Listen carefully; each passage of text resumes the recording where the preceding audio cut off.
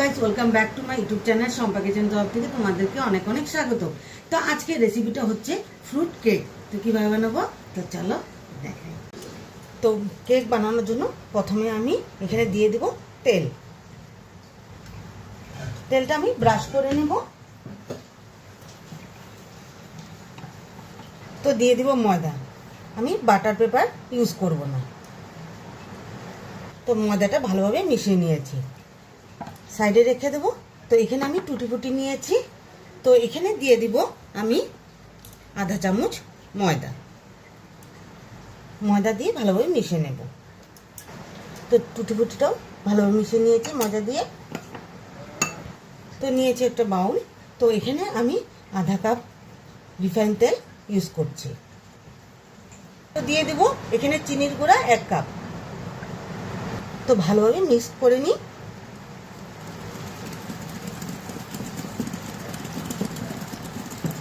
তো ভালোভাবে মিক্স করে নিচ্ছি। তো এখন অল্প অল্প করে দুধ দিতে থাকবো। তো ভালোভাবে মিক্স করে নিতে হবে। তো ভালোভাবে মিক্স করে নিয়েছি। তো এখানে একটা ছাঁকনি নিয়ে নিলাম। তো এখানে আমি নিয়ে নেব 1.5 কাপের মতো ময়দা।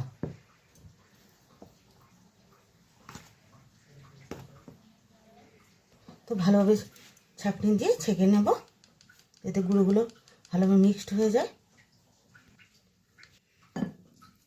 তো এখানে দিয়ে দেব আমি 1.5 চামচ বেকিং পাউডার।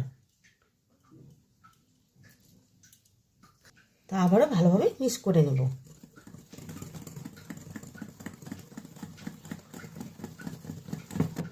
তো ব্যাটারটা স্মুথ করার জন্য তো অল্প পরিমাণে দুধ দিয়ে দেব। তো আবারও মিক্স করে নেব। তো এর মধ্যে দিয়ে দেব আমি আধা চামচ ভিনিগার। ভিনিগার দিয়ে ভালোভাবে মিক্স করতে হবে আবার। তো ভালোভাবে মিক্স করে নিয়েছি। তো এর মধ্যে আমি টুটি ফুটি দিয়ে দিব।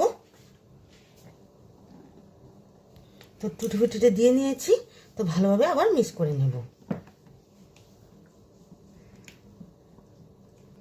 তো ব্যাটারটা ঢেলে দিই। তো ভালোভাবে সেট করে নিই। তো উপর দিয়ে টুটি ফুটি দিয়ে দিই। তো টুটি ফুটিটা দিয়ে দিয়েছি।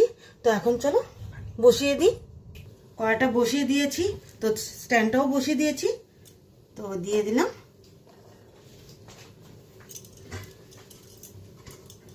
তো ঢাকনা দিয়ে ঢেকে রাখি। তো আমি এটা 40 থেকে 45 মিনিট আমি রেখে দেব। ঢাকনাটাও উঠিয়ে দিই। এখন দেখে নিই হয়েছে কিনা। পুরো পারফেক্ট হয়েছে। তাহলে নামিয়ে নিই। তো দেখো কত সুন্দর হয়েছে, পুরো স্পঞ্জি হয়েছে। তো এখন কেটে দেখাচ্ছি।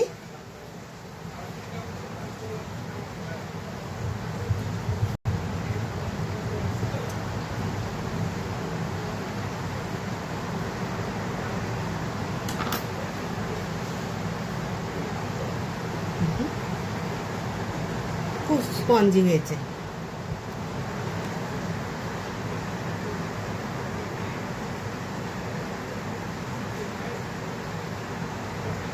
এই কেকের রেসিপিটা কেমন লেগেছে অবশ্যই কিন্তু কমেন্টে জানাবে। আর লাইক, শেয়ার অ্যান্ড সাবস্ক্রাইব করতে একদম ভুলবে না। বাই।